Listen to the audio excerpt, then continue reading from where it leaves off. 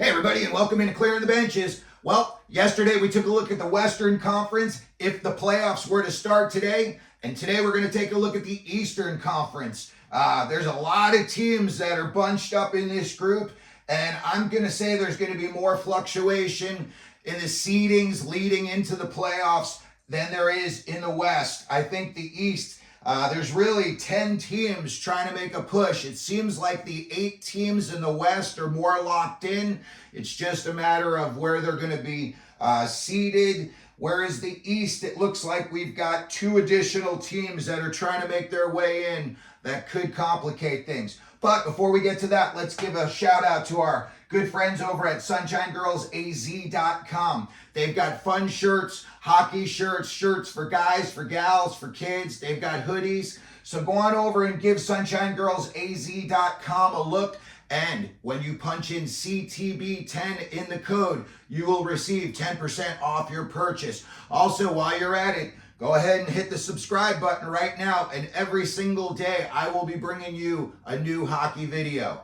So, first up in the East, as of today, the New York Islanders have just passed the Detroit Red Wings, and the Islanders are in, Red Wings are out as of today. So, if the playoffs were going to start today, the first round matchup would be the Florida Panthers against Patrick Waugh's suddenly hot New York Islanders. Let's take a look at the forwards. I'll say one thing when it comes to Florida, what they've got that most teams don't have is forward depth. I know Toronto's got the big 4, but when you look at Florida right here, you got Reinhart, you got Kachuk, you got Barkov, Tarasenko, Rodriguez, Verhaeghe.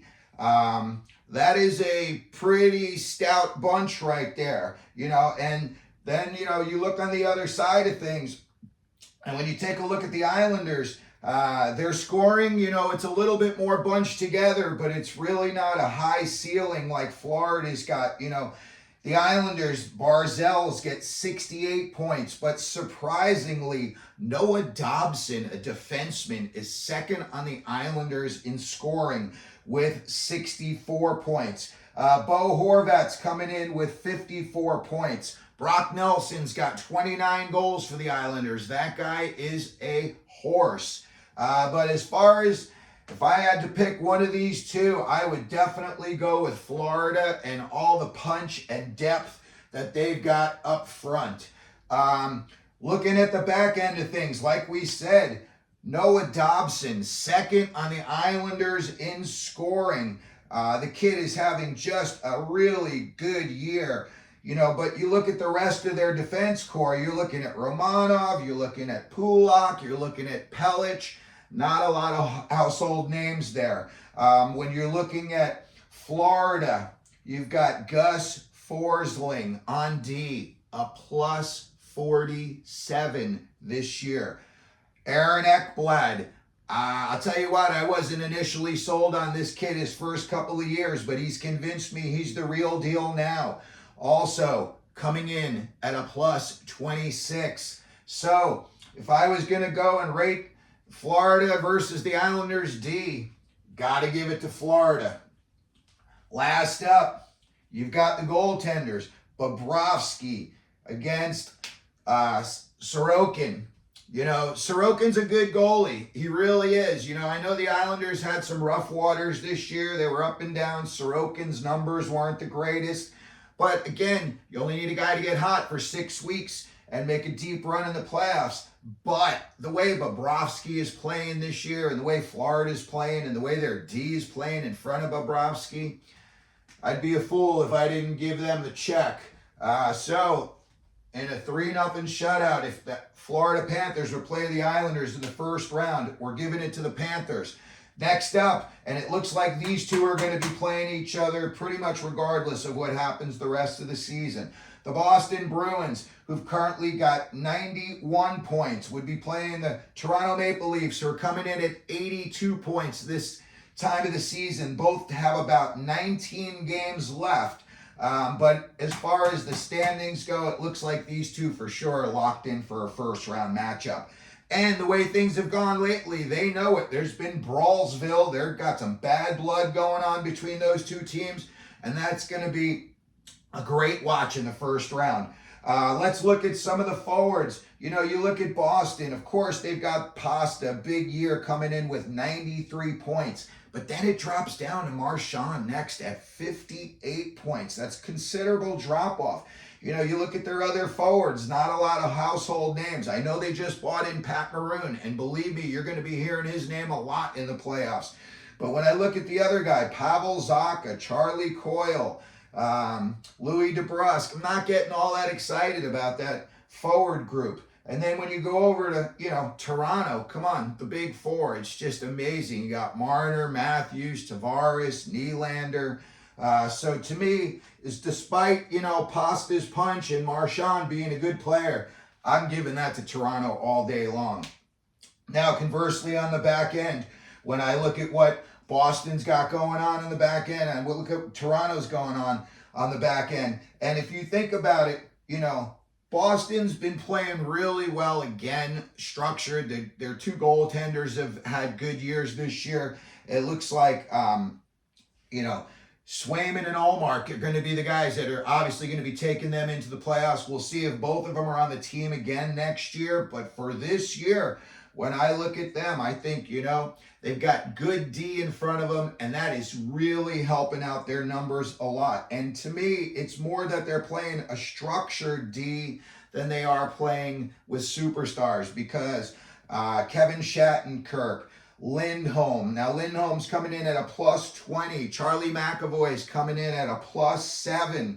But I got to say, Shattenkirk would make me very, very nervous in the playoffs if I was a Bruins fan. That is for sure. And then you look on the other side of things with Toronto. You know, you got Morgan Riley, you know, but then again, after him and McCabe, it kind of drops off. Not a lot of household names on this D core either. You know, TJ Brody, Liljegren. So, you know, to me, that's almost a toss-up. That's, you know, Fords or Chevys.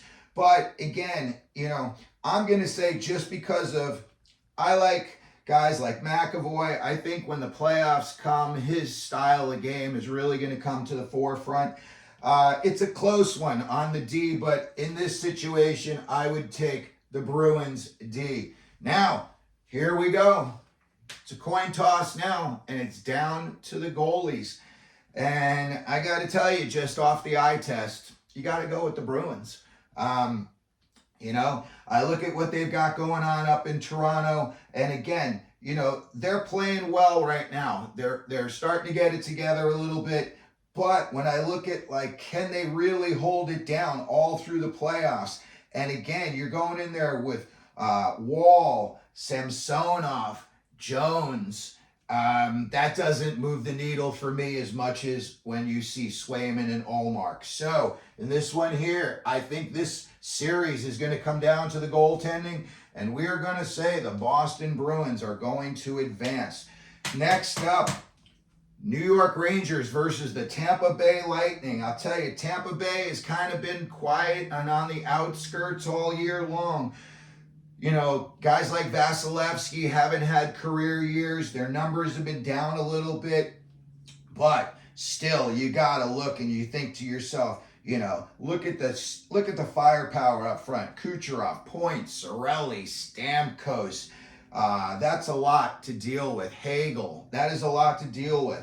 Now, I know the New York Rangers are stacked up front. You know, you got Panarin, you got Kreider, you got Zibanejad. There's a lot of guys. Lafreniere is starting to, you know, figure it out. He's up to almost about 40 points. You know, you got Vincent Trocheck's coming in with 60 points.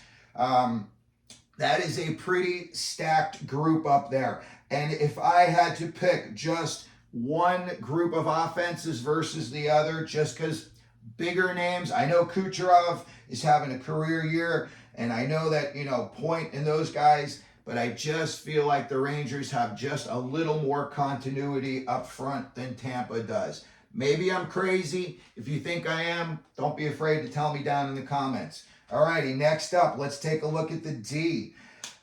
You know, Hedman coming in on Tampa with 64 points this year. You know, the Father Time is, you know, still a couple of feet behind Hedman. He has not caught up with him yet. Hedman is playing exceptionally this year. You know, but then after that, you don't really have very many household names. You know, Nick Perbish, Darren Radish, and these guys, you know, they're playing okay. You know, obviously, I didn't think Tampa would be this far along, this deep into the season, but yet here they are. We're talking about them playing the Rangers in the first round.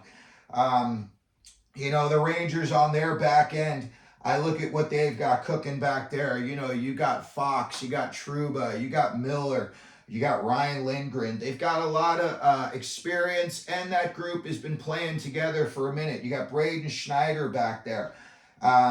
As well as, you know, Hedman's been playing, and I know he's the biggest name to me of all of those defensemen, including Fox. I'm still going to give it to the Rangers, the D-Corps as a group over Tampa Bay. Now, here's a tough one because this is a guy in Vasilevsky. He is always rock solid in the playoffs. But this year, he's having a little bit of an off year. He's still got 22 wins, but he's coming in with an .896 save percentage when the league average is around .903, .904. He's coming in under 3 in his GAA at .296.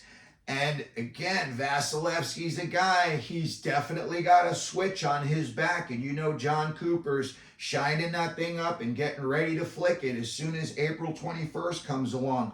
As a Ranger fan, this, you know, I've got the Rangers with 2 checks so far, and the Rangers are coming into this playoff series with Shesterkin and Quick as the backup.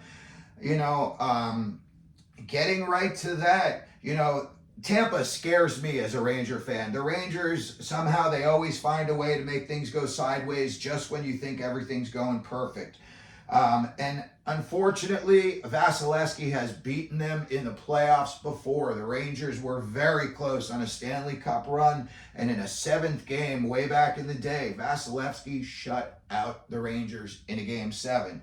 So, yes, the Rangers have Shesterkin and Quick, and by all accounts, they should be better than Vasilevsky. And yes, I'm going to go ahead and I'm going to jinx the Rangers by giving the goaltending and a clean sweep of all 3 of our rankings, forward, D, and goalie. But if I woke up one day recently and Tampa Bay had knocked the Rangers out of the playoffs, I would not be shocked. Alrighty, last up for what we've got if the playoffs were to start today in the East. The Carolina Hurricanes would be taking on the Philadelphia Flyers, and we all know right now, Tortorella just got suspended for 2 games. They threw a $50,000 fine at him. We're going to do an episode later in the summer about the officiating this year and all the linesmen. I don't know. I think gambling has really taken a big hold on NHL officiating. I think it has just become very shaky. Things that used to be very clear in the past all of a sudden aren't. I'm not going to blame it all on gambling, but at the same time, these referees and these linesmen make a lot of mistakes. So I could see Tortorella's beef. Yeah, his team was down big. He was trying to give him a spark. But this has been going on for a minute with Tortorella and the refs, and some other coaches around the league are not happy with the refs. I know they can't come out and say it because they don't want their wallet shrinking. But moving ahead, Carolina and Philadelphia. Okay, Rod the Bod, they're all in. I think he's done in Carolina. I think he's going to move on after this year. Maybe I'm wrong. Maybe he stays another 10 years. But when I look at them, and I look at the Carolina forwards, they just bought in Kuznetsov. But really that wheel goes round and round off of Sebastian Aho, Teravainen, Seth Jarvis, man. Talk about a kid who doesn't get enough press. He's only like 22 years old. Seth Jarvis is a beast down in Carolina. I love that kid's game. But again, you know, that's really where it stops. You've got like 3 guys, maybe 3.5, 4 guys in Carolina that could kind of, you know, move the needle and get you a little bit of scoring. And then again, you know, I look over at Philly, you know, in a comparison to Carolina, when I look at it, you know, you got Konechny with 54 points, Farabee with 45, and then you're dropping down to like Tippett and Couturier. You know, even though I don't think Carolina's got a lot of firepower, I think for sure they've got more going on up front than the Flyers do. Going on to the back end, you look at what Carolina's got. You got Brady Shea back there with 36 points and a plus 14. Slavin is a plus 13. That guy's a beast in the playoffs. And then you got Burns coming in with 33 points and a plus 14. When you see Brett Burns in the plus 14, you know he's having a good year and he's feeling it. You know, when I look at what Philadelphia's got on their back end there, you know, you look at Sandheim, Cam York, Drysdale, a lot of youngsters there. You know, Sandheim's coming in at a minus 17. And then you've got, you know, the old man, Mark Stahl. He's trying to, you know, teach these youngsters how to be professionals and just how to be better defensemen. You don't play in the league for 18 years because you suck. So even though he may not be the player he once was, Mark Stahl can still teach all of these kids in Philly how to be better players. In comparison, Philly's D versus Carolina, again, I'm just going to go ahead. I'm giving this one here to Carolina. Now you look at the goaltending here. And Carolina has got, you know, Kochkatev. I'm sorry, I butcher that name every single time. The kid's coming in with 17 wins. Antti Raanta is the backup, coming in with 12 wins. Antti Raanta has been around the block. He's not going to, you know, I don't think he's going to give up a soft goal or too many in the playoffs that would cost you a game. And the way this kid Kochkatev is playing, you know, I look at him versus what Philly's got going on in the goaltending. Urson's had a good year. The Carter Hart thing happened. He kind of just got thrust into it. But I think he's done a good job. But I don't think he's playing as well as the kid down in Carolina. So in a clean sweep, I'm giving this one here to the Carolina Hurricanes. The other 2 teams that I'm just going to mention real quick that could figure into these bottom positionings and move the wild card spots around a little more. Detroit Red Wings, you know, they're tied with the Islanders at 72 points, but they played more games. You know, you look at Detroit, you got Kane coming in. Kane's doing it for them. He's got 31 points in 33 games. But Larkin is what makes that engine go. He 54 points, but you can see as soon as Larkin got hurt, that team has just been circling the drain. And unfortunately, if he misses, you know, considerably more time, that could get away from them in Detroit, and they could wind up missing the playoffs altogether. You've also got DeBrincat coming in at 54 points. Lucas Raymond, that kid's having a good year, 51 points. I would say when you look at them and you look at the Washington Capitals, Capitals have 2 games in hand on Detroit. So even though they're 3 points behind Detroit, you know, theoretically they could pass them. Washington's also got a game in hand on the Islanders. Do I think Washington's going to make a big enough push to make the playoffs? No, I don't. I think they're aging, and I think they're going to move some guys off that roster in the offseason. So anyway, here's what we think is going to happen if the first round of the playoffs were to start today in the East. Let me know what you think down in the comments section. Let me know who your favorite team is. Let me know how you think they're going to do in their first round, who you think they're going to play in the first round. As always, if you could hit the subscribe button, hit the like button. If you'd like to share our video, that would be great. And as we always do here, clearing the benches, let them know you're out there.